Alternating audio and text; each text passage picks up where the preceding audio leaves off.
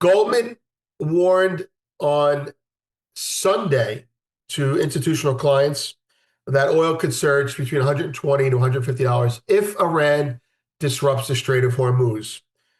Current prices already include about $10 in risk premium. While markets see this as temporary, as evidence from the move, some analysts say resolution won't come easily. Meanwhile, gold is holding firm even as the dollar strengthens, signaling deeper stress beneath the surface. Welcome to the Morning Markets and Metals with Vince Lanci, where each morning Vince brings you the financial and precious metals news to get you ready for your day. And now, here's Vince. Good morning, everyone. I'm Vince Lanci. This is the Gold Fix. It's 8:06 Monday morning, and we have some things to talk about. There's the homepage. There are 5 stories there. We're going to bunch them all together and discuss individually 4 of them quickly, and then give you something to wrap all around it. The topic, gold and oil in the wake of the Iran escalation. Again, we have 4 pieces from the weekend that we did that we'd like to draw your attention to on this topic. Then a comment about what we think will actually happen to oil and gold, with some past commentary about what's happened almost every other time there was an escalation to de-escalate in the Middle East. But first, let's look at the markets. 10-year yields are down 1. The dollar is 99.23, up 46. The S&P 500 is 59.61, down 13. The VIX is 21.46, 48. Gold is up 6, was up 10 to 15, backed off to down 5, and now up 6. Silver 36.14, up 12. Unchanged to up 20 was basically the range. Copper offered unchanged. WTI up 15, was up a couple bucks, then down a little bit, and now basically unchanged bid. Natural gas 382, unchanged offered. Bitcoin 101, up 200, did recover about 1,000, but nothing exciting. Let's put it that way. It's acting like a stock right now. Palladium, platinum were down on their open, and now they're up. And the metals behaviorally all make sense. Gold and silver, gold-silver as a spread, offered unchanged. Grains are all down, with corn down the most, down 5 cents at 432, over 1%.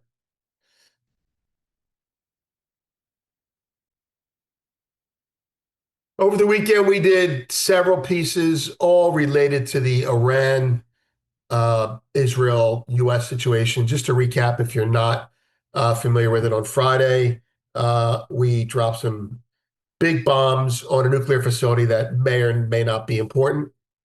Couple facilities. Iran threatened retaliation.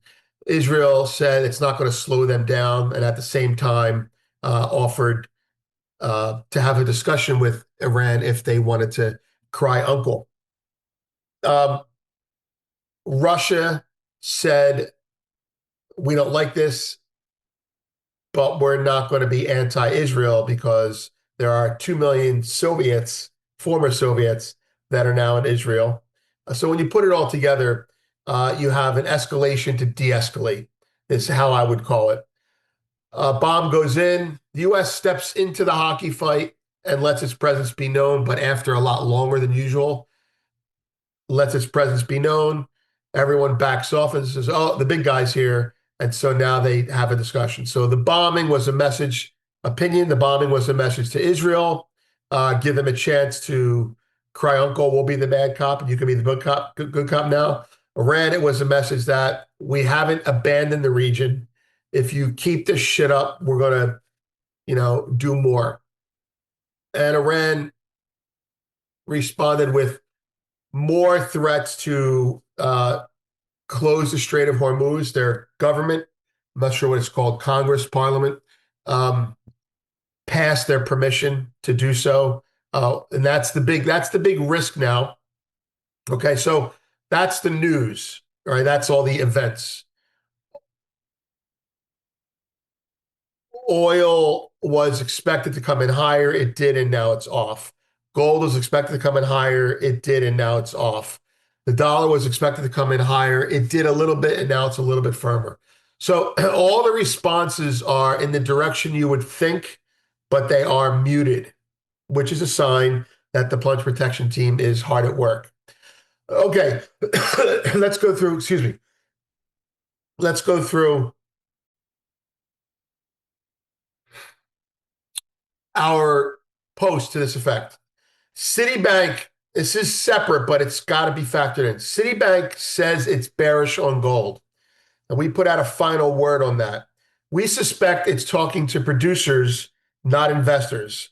Their past calls helped oil clients hedge before prices drop. Now, signs point to gold miners selling forward into higher prices. The public call may mask private flows. Watch producer activity. We think pressure on gold could build from this selling, or rallies could be capped because of that. Second story, more to the current events. Goldman warned on Sunday to institutional clients that oil could surge between $120 to $150 if Iran disrupts the Strait of Hormuz. Current prices already include about $10 in risk premium. While markets see this as temporary, as evidence from the move, some analysts say resolution won't come easily. Those analysts are me in that respect. Meanwhile, gold is holding firm even as the dollar strengthens, signaling deeper stress beneath the surface. Now, that was for founders. It was like a flash item. We're going to put out a fleshed out example of why the Strait of Hormuz is important to oil if you're not familiar already, and give you some price handicapping. This is Goldman's version, in my opinion. This is Goldman's version of what JP Morgan said about a week ago. The worst case scenario is X, and if X happens, oil could go to $110, $120. Well, Goldman, not to be outdone, actually threw $150 in there. So there you have it. That's the first story. That's the second story, sorry. The third and fourth story are dollar related. There's an economist out of the UK, Sava Savory. He says a second Trump term will weaken the US dollar consistent with past presidencies. It's not just about Trump, though. From Nixon in 1971 to Reagan and Bush, tariff pressure led to dollar declines. Trump's trade stance fits this historical pattern. This time, global shifts may give the yuan more influence, and it's a prediction on a weaker dollar, couched in a historical piece. When Nixon withdrew from the Bretton Woods Agreement, he added tariffs, and the dollar went weaker. When Reagan did the Plaza II Accord, that had tariffs involved in it, it got weaker. When Bush Jr., W. Bush, in, I think 2005, he needed to weaken the dollar. So every president that needs to weaken the dollar follows a pattern. And Trump is historically consistent with everyone else in this respect. The last piece is SocGen gave us some insight, gave us some data confirming what we already know. So SocGen and the ECB confirmed de-dollarization is no longer theory. It is now underway. As trust in fiat fades, gold has overtaken the euro and central bank reserves. Bloomberg did a piece on that. The dollar's decline hasn't boosted other currencies, only gold and some BRICS FX. So gold is going up, the dollar is going down. Emerging markets currencies are going up, the dollar is going down. The rest of the G7 currencies are going nowhere because this is about the G7 giving some value to the BRICS, to their economies. We're boosting their economies through currency intervention. Those four things taken together. Let me walk you through something seen over. This is more focused on the Iran situation. Let me walk you through this. We've seen this over and over again since the first Iraqi war. Every time a major crisis breaks out in the Middle East, the initial news headlines tend to mislead, meaning even when the conflict is severe, the coverage often points to a bearish reaction for oil and gold. That's not by chance. It's deliberate. Those who manage the pace of global commodity risk understand that keeping oil and gold quiet is part of managing perception. The war will end quickly. The war is not a big deal. We've got things under control. Go back to your daily lives. Now, oil and gold measure global tension. Oil immediately and gold chronically. They react in real time to unrest, but when that reaction becomes too visible, it gets contained. I'm talking about management of expectations. I'm not talking about manipulation. You may think it's the same thing, but it's not. When the Saudis pump more oil, that's to make money for themselves in case the strait gets shut, and it keeps a lid on oil prices. Buying gold isn't as important as buying oil during these crises. Anyway, events are smoothed over quickly. Events, not the problem, are smoothed over quickly or their impact is played down. The goal is to prevent the world from seeing rising stress reflected in rising prices. That's the event. Now, Michael Hartnett at Bank of America has data on this, confirming what we understand and what we've lived through. We'll refer to it in more detail in another post.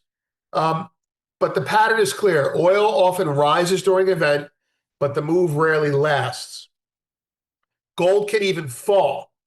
Then over the next 6 to 18 months, both assets typically rise. Michael has the data on that. The real price signal is not what happens in the first 24 hours. It's what unfolds in the months that follow. Let's apply that to what happened last night. All right. So yes, oil and gold moved. Yes, there was a brief panic, but then it faded. Some will take that as a sign the problem is over. The U.S. did step in, and it did halt the escalation. The U.S. escalated to de-escalate. Tensions were diffused. Kinetic tensions were diffused. Tensions are still there, but actionable tensions are not there. Everyone's stepping back a little bit. There's a new player in the room. But resolving the fighting does not resolve the costs. This is where the oil and gold thing manifests in a chronic stagflationary problem.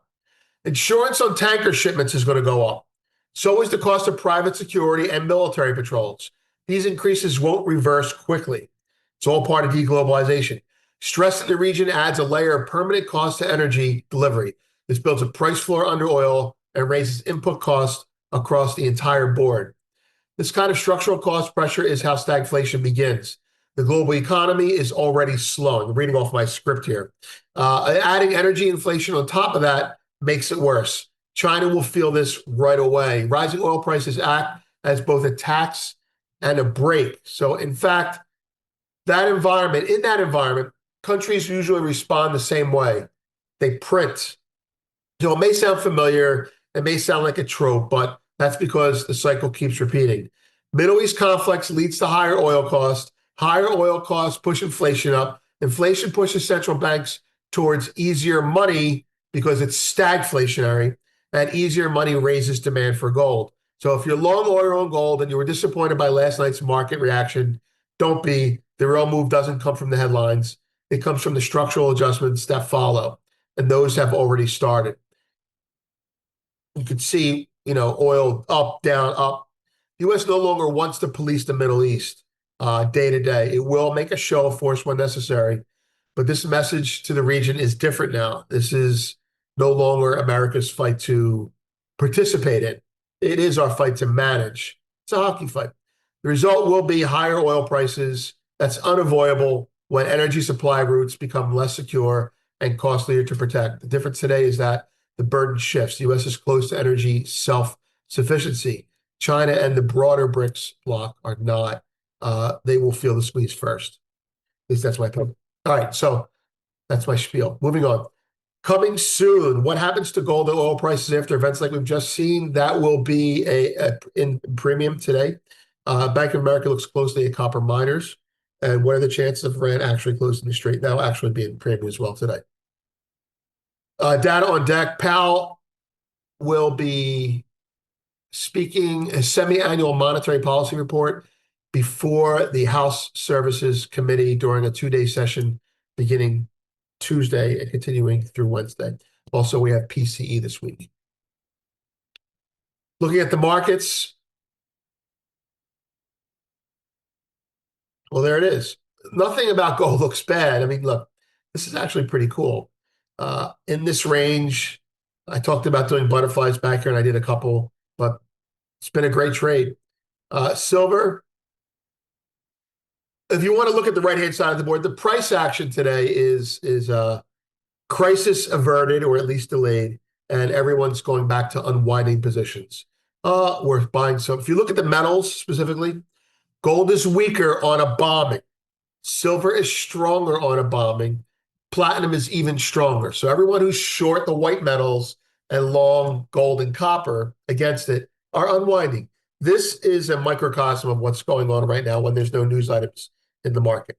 Vince, that's it. Well, thanks for watching this morning's Markets and Metals with Vince Lanci. We sure appreciate you tuning in and starting your day with us here. Hope you enjoyed the show, and we'll see you again tomorrow.